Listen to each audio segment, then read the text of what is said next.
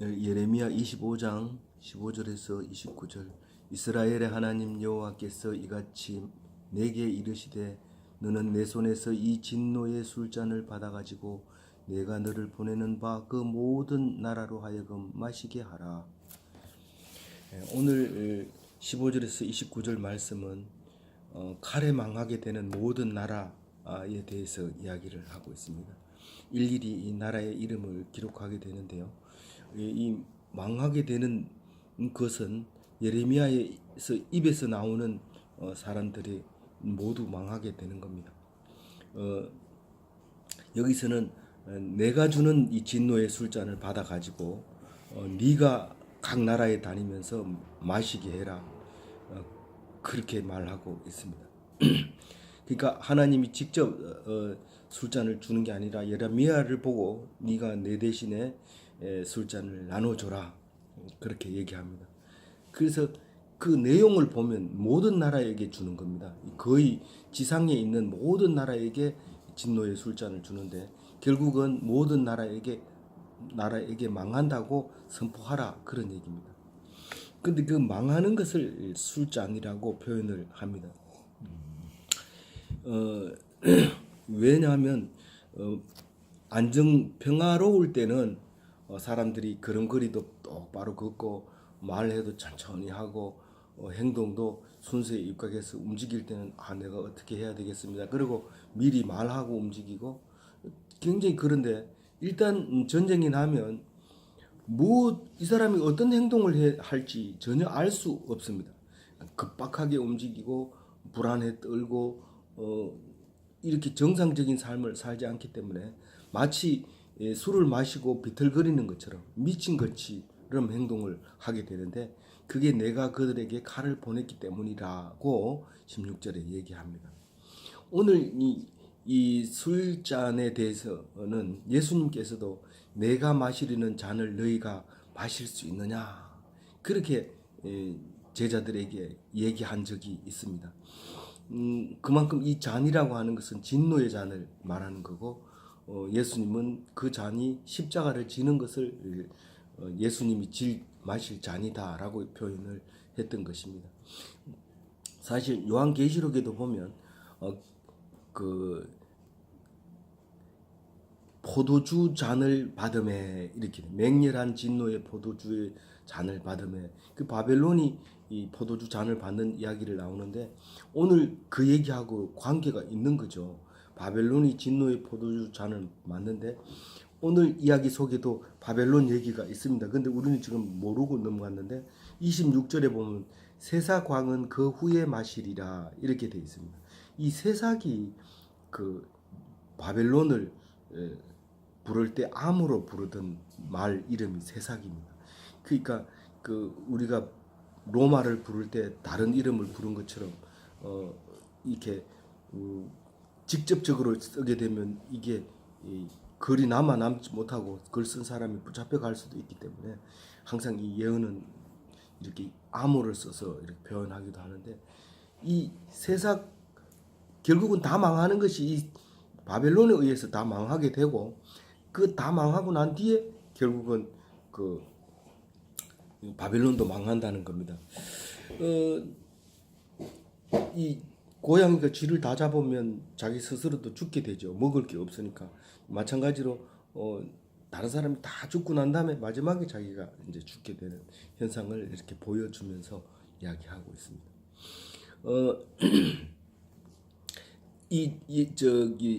이 말씀을 받고 있는 예레미야는 하나님 말씀을 딱 받는 순간 술 취한 사람처럼 비틀거립니다. 뼈가 떨리고 정상적인 행동을 안 하고 이상하게 행동을 하고, 눈동자도 보통 사람처럼 그렇게 하지 않고 막 보통 사람은 좀 밥 먹고 나면 눈이 잠이 오고 막 그렇게 개심치레한데 이 사람은 완전히 그냥 눈이 충혈이 돼가지고 미친 사람처럼 그렇게 했던데, 바로 술 먹은 사람처럼 모습은 그렇죠. 어쨌든 그런 모습으로 이 온 동네를 그냥 안 놔두고 다 벌하겠다, 그 얘기를 지금 예레미야 보고 하라고 하는 겁니다. 그 얘기가 17절에 그대로 다시 얘기합니다. 내가 17절에 보면 내가 여호와의 손에서 그 잔을 받아서 여호와께서 나를 보내신 바 그 모든 나라로 마시게 하되, 지금 이제 예레미야는 그 술잔을 들고 이제 각 나라에 다니면서 이제 술잔을 마시게 하는데, 그게 이제 말씀 선포죠. 하나님께서 심판을 선언했다. 그러니까 너희들은 그 대상이 됐다. 이제 너희들은 이제 곧 망하게 될 것이다. 이렇게 말하는 게 술잔을 마시게 하는 겁니다. 그러니까 이 선지자의 입에서 나라가 흥하고 망하고 합니다. 이거는 저주받을 나라다. 그럼 저주받는 거고, 이거는 안 망한다. 그럼 안 망하는 겁니다. 그러니까 이 선지자가 되면 마음대로 망하겠네요. 마음대로 하는 게 아니라 하나님이 하라는 대로 하는 거죠. 하나님의 말씀을 전달해 주는 거죠. 그 모양만 보고 따라하다 보면 죽어요. 근데 하나님 말씀을 받아가지고 얘기할 때는 이미 목숨을 내놓은 겁니다. 그 사람들이 죽이면 죽으리라 하고 그 말을 전하는 겁니다. 그게 선지자의 입이죠. 예수님도 마찬가지죠. 그 말을 함으로써 결국은 십자가를 지게 되는 일이 생기죠. 그래서 이제 그 예레미야가 제일 먼저 선포하는 게 당연히 예루살렘과 유다의 선포를 합니다. 18절에 보면 거기다가 왕들과 고관들에게 마시게 했더니 그들이 멸망과 놀램과 비웃음과 저주를 당함이 오늘과 같으니라. 벌써 망해버린 거예요. 근데 오늘이 언제냐 하면 여호야김 4년입니다. 어제 1절에 이야기하고 있는데, 그러니까 25장 1절에 보면 여호야김 4년의 말씀이 임하게 되는데, 그때 오늘이라는 거예요. 그때는 정확하게 이 연도는 정확합니다. 왜냐하면 기록에 남아 있고 이것도 실제로 남아 있는 것을 이제 성경으로 만들었기 때문에 이 날짜는 안 틀리거든요. BC 605년입니다. 이때가 이제 다니엘이 포로로 잡혀갈 때 1차 포로 때 얘기하는 겁니다. 그 연도에 이 말을 딱 전하자마자 바로 예루살렘과 유다가 망합니다. 근데 왜 제일 먼저 망하게 될까요? 29절에 나옵니다. 오늘 제일 마지막에 보면 내 이름으로 일컬음을 받는 성에서부터 재앙을 내리기 시작하였은즉, 이렇게 얘기합니다. 그러니까 이 예루살렘과 유다는 모든 나라의 장자가 되고 모든 민족의 우두머리가 되는 겁니다. 그러니까 야단 맞을 때도 제일 먼저 야단 맞고 상 받을 때도 가장 먼저 상 받는 겁니다. 우리 맏아들이 왜 그러냐면 바로 그것 때문에 귀한 거죠. 항상 무슨 일이 있으면 맏아들 부르는 거죠. 그리고 동생들 잘 관리해라, 이렇게 한마디 함으로써 끝나는 거죠. 그래서 맞이를 불러오는데 그게 맞이가 바로 예루살렘과 유다 성읍입니다. 그래서 18절에 내가 그걸 마시게 했더니 오늘처럼 됐다. 놀래고 비웃고 멸망당하고 저주당하고 그랬던 거죠. 그리고 나서 이제 애굽으로 내려갑니다. 애굽 19절에 보면 애굽의 왕 바로와 그 신하들과 그의 고관들과 그의 모든 백성과, 그러니까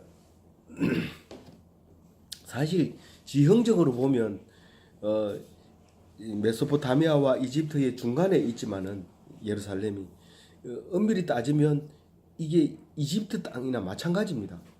지금 우리가 일본하고 중국 사이에 있는 거지만 사실 엄밀하게 따지면 중국이나 마찬가지인 것처럼 이 예루살렘은 그와 같은 거였죠.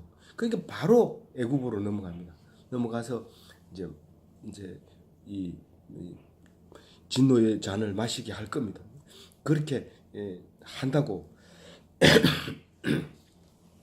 마시게 할 것입니다.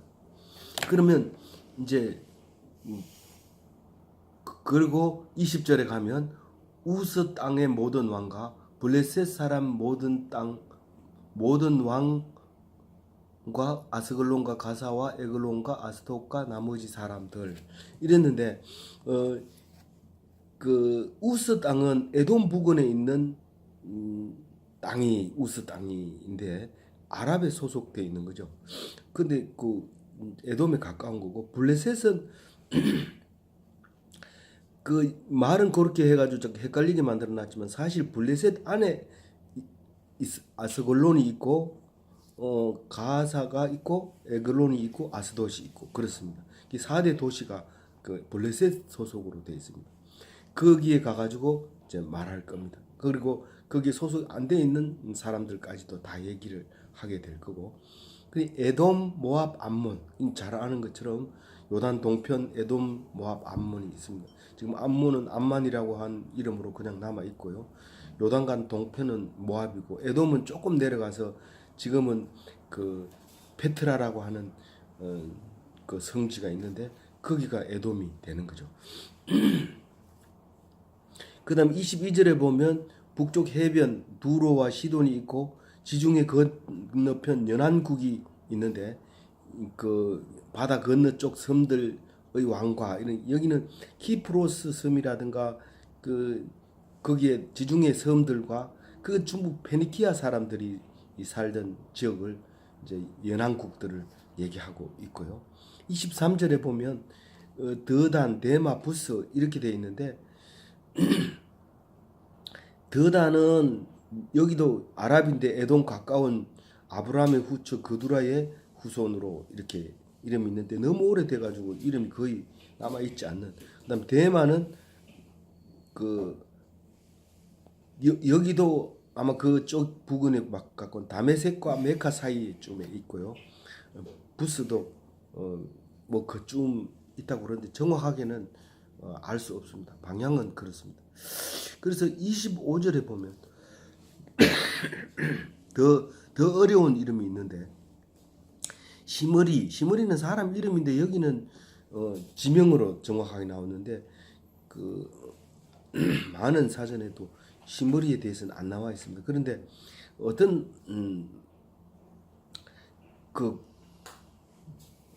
주석에 보니까 이거를 엘람의 암호를 시므리라고 읽기도 한데 심기라고 보통 읽는데요. 그래서 엘람을 말할 때 시므리라고 부르는데 시므리 다음에 바로 엘람이 나오니까 말이 되냐. 그런데 이렇게 표현할 때가 많이 있습니다. 그러니까 이 뒤에 세삭이라는 말도 여기서는 그냥 세삭 하나만 썼지만 뒤에는 가보면 세삭이라는 말을 해놓고 바벨론이라는 말을 또 하거든요. 그런 걸로 보면 이 시므리가 엘람의 그 암호였을 가능성이 있는 거죠. 그리고 이제 엘람은 유바라데강 상류 티그리스 강 쪽으로 붙어 있는 땅이고 메대는 하류에 있는 거고 그 다음에 이제 마지막으로 세삭이 망한다. 세삭은 메대하고 엘람과 가깝지만은 나라 이름은 달랐던 것 같아요. 그래서 요렇게 해서 망하게 된다라고 이제 26절까지 말하게 되는데 여기서 이제 이 예레미야는 예루살렘에 앉아가지고 이 말을 선포한 것이 아니고 주석을 찾다 보니까 일일이 다니면서 그 나라에 가서 외쳤던 거예요. 이 예레미야가 그게 지금 너희들은 이제 망한다 그렇게 했던 겁니다. 그 왜 그렇게 해요? 안 하면 미치겠거든요. 안 하면 막 완전히 술 취한 사람처럼 아무나 붙들고 너희들 망할 거야 막 그 맨발에 그 할아버지 최춘선 할아버지처럼 완전히 미쳐버린 거죠. 그래가지고 사람들이 다 강제로 불러내 보내고 이런데 그 사람은 알아듣든지 못 알아듣든지 막 그냥 선포를 하는 거예요. 그렇게 한 바퀴를 이제 돌고 갔다는 거예요. 그 최춘선 할아버지는 그 아들 최바울 목사가 아버지 이름으로 자주 나와요. 이제 저 유튜브에 보니까 아버지의 그 사적이 그 아들로 인해서 자꾸 드러나고 점점 이제 그렇게 되더라고요. 우리나라에서는 가만히 있는데 다른 나라에서 성인으로 초대하기도 하고 이제 그렇게 하는 것들이 있더라고요. 그런 이제 예레미야를 우리가 볼 수 있습니다. 그리고 27절에 얘기를 합니다. 너희들은 다시 일어나지 못하리라. 너희들은 망하면 다시 일어나지 못하리라. 우리 다시 일어난다고 생각하면 그 망하는 게 망하는 거 아닙니다. 근데 사실은 다 일어나죠. 그렇지만 너희들은 분명히 너희들 죄 때문에 그러고 너희들은 망해야 된다는 말을 하기 위해서 그런 말을 합니다. 엎드러져서 다시는 일어나지 말아라. 그렇게 선포를 하나님께서 말씀하셨다는 겁니다. 근데 28절에 보면 사람들이 난 너 소리 듣기 싫다. 뭐 그런 말 하지 마라. 우리는 안 망할 거다. 그렇게 손을 흔들 때가 있는데 그걸 28절과 같이 기록을 했어요. 한번 28절 읽어볼게요.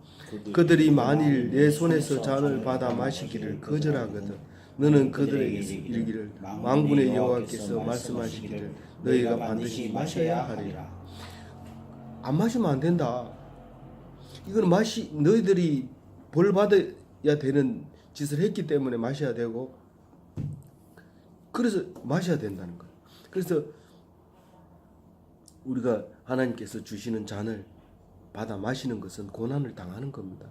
그래서 예수님이 네가 내가 마시는 잔을 마실 수 있느냐 그렇게 말할 때 잔을 마시면 늘 우리는 기분 좋게 생각하죠. 건배 그래가지고 좋게 생각하지만 여기서는 진노의 잔을로 표현할 때 그 술을 먹고 제정신이 안 되고 그래 되는 것은 전쟁이다. 그것은 곧 전쟁이니까 그것을 기억해라. 그렇게 얘기를 합니다. 그래서 29절에 아까도 봤지만 예루살렘이 망했는데 너희들이 살아남을 가능성은 없다. 마다들이 저렇게 벌 받고 있는데 이 둘째 셋째는 네가 벌 안 받을 수 있나? 벌 받아야 돼. 그 얘기를 하고 있는 거죠. 그래서 하나님께서 다 멸망시키리라 하는 것을 예레미야를 통해서 선포할 때 과연 내가 예레미야처럼 이렇게 말씀을 선포할 수 있을까? 그렇게 생각하면서 오늘을 하루를 사시면 어떤 어려운 문제도 다 해결이 되리라 믿습니다. 우리는 하나님께서 사랑하셔서 만들으십니다. 근데 이 말씀에 붙잡힌 바 되면 우리가 아무리 어려운 일이든지 아무리 곤란을 당할지라도 감사와 찬송이 입에서 절로 나옵니다. 풍요한 중에서 불만을 가진 자와 가난한 중에서 감사와 행복한 자 누가 더 잘 사는지 우리는 말 안 해도 알 겁니다. 그러나 우리 마음속에 늘 기도하는 것이 무엇을 주세요, 무엇을 해결해 주세요. 자꾸 이렇게 기도하는데 어떤 목사는 너희들은 기도하지 마라 그렇게 선포하는 사람이 있었어요. 그런 말은 무슨 말이냐면 절에 가서 해도 되는 그런 기도는 교회 와서 하지 마라. 그거는 교회에서 할 기도가 아니다. 계속 달라 하고 뭐 이렇게 하지 말아라. 그런 말을 한 적이 있습니다.